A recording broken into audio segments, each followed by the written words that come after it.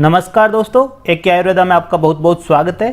तो दोस्तों, आज हम आपको मोर पंख की पुत्र प्राप्ति के लिए बनाई जाने वाली दवा को बना के दिखाएंगे और इस दवा का किस तरह से उपयोग करना चाहिए, कैसे ये दवा बनानी जाती है, कब ये दवा प्रयोग करनी चाहिए और इस दवा का कितना असर होता है और इसी को लेते समय किन किन बातों को सावधानी रखनी चाहिए, उन सभी बातों के बारे में आज की वीडियो में चर्चा करेंगे।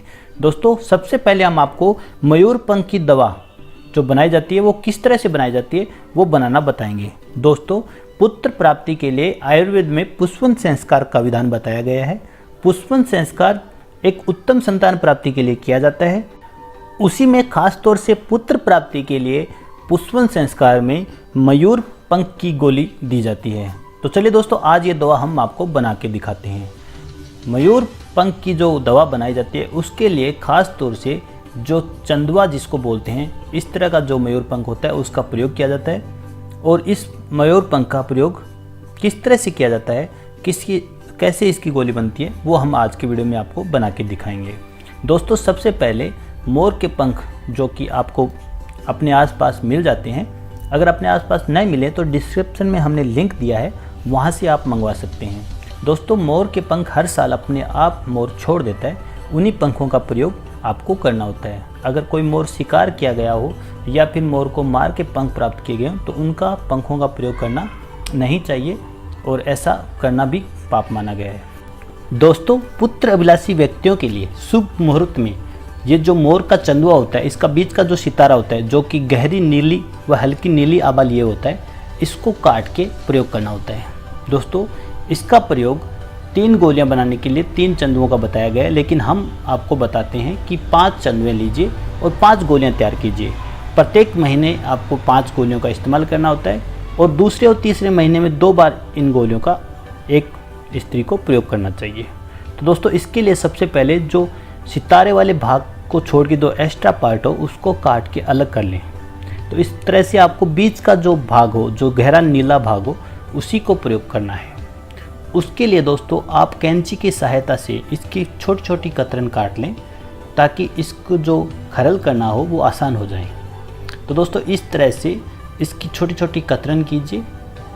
कतरन करके इसको खरल में डाल के इसका बारीक पाउडर आपको बनाना होता है।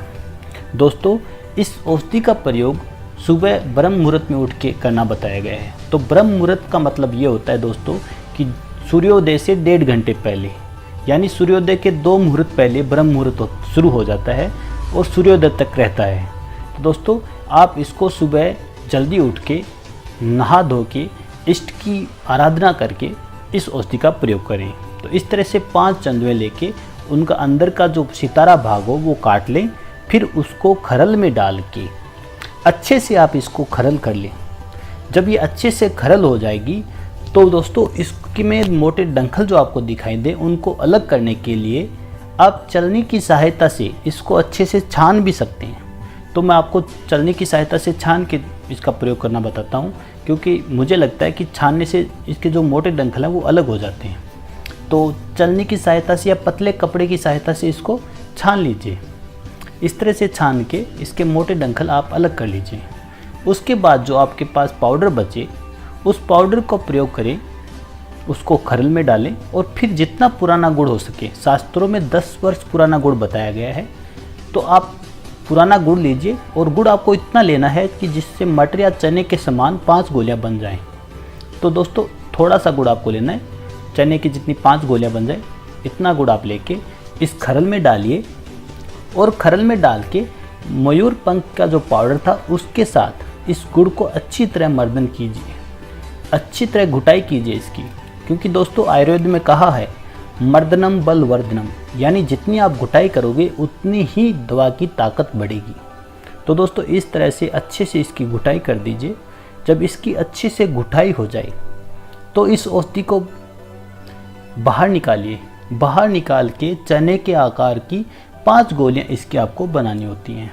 दोस्तों, शास्त्रों में जहां उल्लेख किया गया है वहां पे 3 गोलियां 3 दिन तक लेना ही बताया गया है।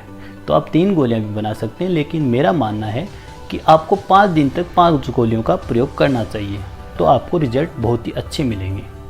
तो इस तरह से देखिए दोस्तों, आप इसकी चने के आकार की छोटी छोटी गोलियां हाथ से बना लीजिए।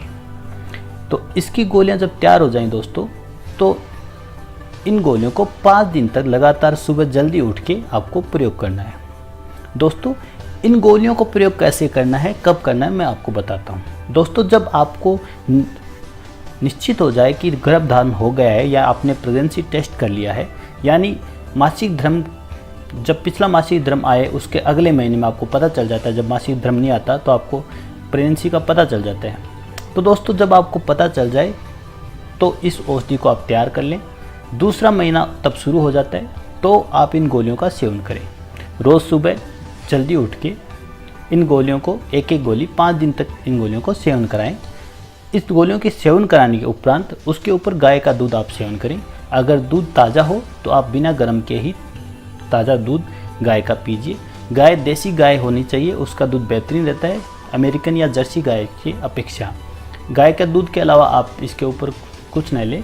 अगर गाय का दूध उपलब्ध ना हो तो गंगाजल या पानी का प्रयोग कर सकते हैं। दोस्तों इसके अलावा जब आप इस औषधि का सेवन करें तो आपको क्या क्या सावधानी रखनी चाहिए वो मैं आपको बताता हूँ। दोस्तों इन गोलियों के सेवन करने से महिला के शरीर में हार्मोनली इस तरह प्रभावित होते हैं कि जिसकी वजह से शरीर पुरुष हार्मोन जो टेस्टोस्टेरोन हार्मोन होता है उसको बढ़ावा देता है, और उसी वजह से जो भ्रूण की संरचना निर्माण होती है, यानी भ्रूण का लिंग निर्धारण होता है, उसमें पुरुष लिंग की होने की संभावना 90 से 95% बढ़ जाती है।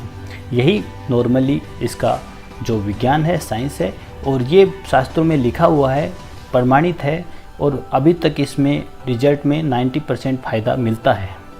तो दोस्तों आपको क्या करना है कि इस औषधियों के सेवन करते समय महिलाओं को हल्का भोजन करना है। फल, दूध, दाल, दलिया, चावल, जूस आदि का प्रयोग करना है। भारी भोजन बिल्कुल न करें, बाहर का भोजन बिल्कुल न करें। इस औषधि के लेने के 3 घंटे बाद तक कुछ खाए पिए नहीं, क्योंकि जब तक ये औषधि पचती है उसके तब तक कुछ भी न खाएं।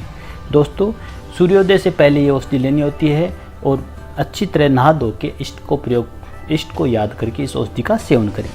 इसी तरह दोस्तों तीसरे महीने में एक बार फिर इन औषधि का सेवन कर लें तो दोस्तों आपका जो भ्रूण निर्धारण होना है वो निश्चित रूप से पुरुष ही निर्धारित होगा, ऐसा माना गया है।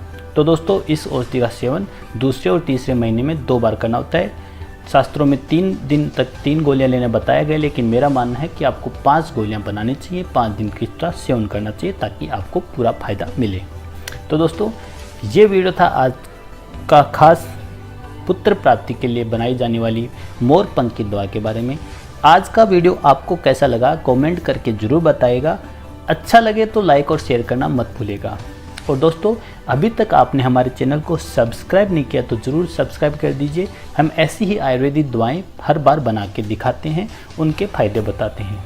तो दोस्तों आज के लिए इतना ही। एक ही आयुर्वेदा आपके अच्छे स्वास्थ्य की कामना करता है। धन्यवाद। आपका दिन मंगलमय हो।